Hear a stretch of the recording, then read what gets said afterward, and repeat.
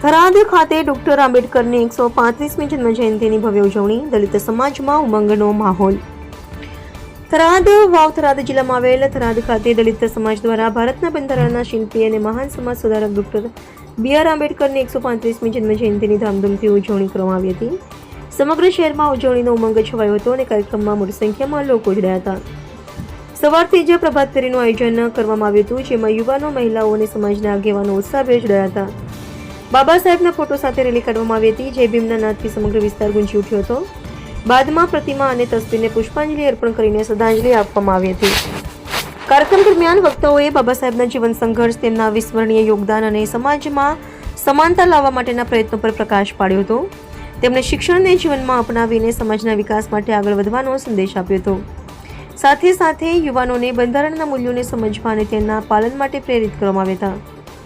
આ પ્રસંગે વિવિધ સાંસ્કૃતિક કાર્યક્રમો, ભજન કીર્તન તેમજ સામાજિક એકતા દર્શાવતા કાર્યક્રમોનું આયોજન કરવામાં આવ્યું હતું, જેના કારણે સમગ્ર વાતાવરણ ઉત્સવમય બની ગયું હતું।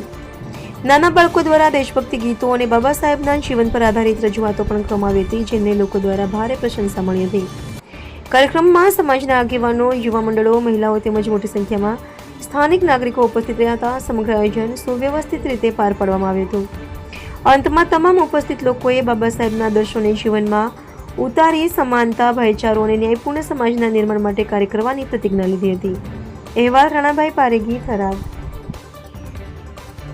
આજે બાબા સાહેબની 136મી જન્મજયંતિ 135 પૂરા 36મી જન્મજયંતિ છે, ત્યારે વાવ થરાદ અને આજુબાજુના તાલુકાના લોકો બહોળી સંખ્યામાં પોતે જે પણ વ્યવસ્થા થઈ, કોઈ રેલીના સ્વરૂપમાં આવ્યા છે, કોઈ સ્વયં પોતે લોકો ફુલાર કરવા માટે છે અને સૌ સાથે મળીને સર્વ સમાજના સર્વ પાર્ટીના લોકો સૌ સાથે મળીને આજે બહુ સારી ઉજવણી કરી છે। અને ઉજવણી કર્યા પછી આજે સર્વ સમાજના લોકો પણ શૈક્ષણિક સંકુલ ચાલે છે અમારું થરાદ, તો ત્યાં સભાના સૌરભ પણ બધા ભેગા થયા છે અને અમે આજના પ્રસંગને અનુરૂપ હું બાબા સાહેબના જન્મજયંતિ નિમિત્તે એમને વંદન કરું છું, એમને શુભેચ્છા આપું છું।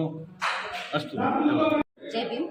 136મી જયંતિ બાબા સાહેબ ડૉક્ટર આંબેડકરની નિમિત્તે આજે આપણે બહોળી સંખ્યામાં લોકો મનાવી રહ્યા છે। આ ઉપલક્ષે સમાજને હું શુભેચ્છાઓ પાઠવું છું અને બાબા સાહેબ આંબેડકરના જીવનના ચરિતાર્થ એમના જે શિક્ષિત બનો, સંગઠિત રહો, સંઘર્ષ કરો, એના થકી એને આપણા જીવનમાં અપનાવીને લોકો આગળ વધે, પોતાના જીવનને સુધારે, સમાજને સુધારે અને દેશની પ્રગતિમાં સહાયક બને એવી સર્વ સમાજને અપીલ કરું છું। જય ભીમ। ધન્યવાદ।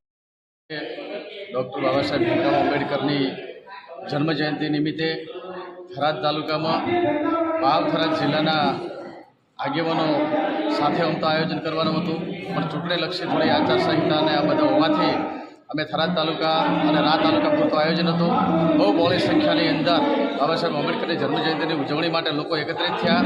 3 ડીજે સાથે રેલી કરી, બાબા સાહેબને ફુલાર વિધિ કરી અને અમારી જે સામાજિક શૈક્ષણિક સંસ્થા મેઘવંશી સેવા ટ્રસ્ટની સંસ્થાની વાડીમાં અત્યારે સભા કરવામાં આવી। બહોળી સંખ્યામાં જે ભાઈઓ બહેનો ઉપસ્થિત રહ્યા અને જોરશોર સાથે ડૉક્ટર બાબા સાહેબ આંબેડકરની ઉજવણી કરી છે, તે બદલ અમે તમામ સમાજનો દિલથી ખૂબ ખૂબ આભાર માનીએ છીએ। અને અમારો જે શૈક્ષણિક સંકુલ આગળ વધી રહ્યું છે, એ શૈક્ષણિક સંકુલમાં આ તબક્કે અમે નિર્ધાર કરીએ છીએ કે આવતી 14મી એપ્રિલ સુધી શૈક્ષણિક સંકુલમાં સારામાં સારો બિલ્ડિંગ બને, આ નિર્ધાર સાથે અમે લોકો અહીંયાથી છૂટા પડીએ છીએ। જય ભીમ, જય સંવિધાન, જય ભારત।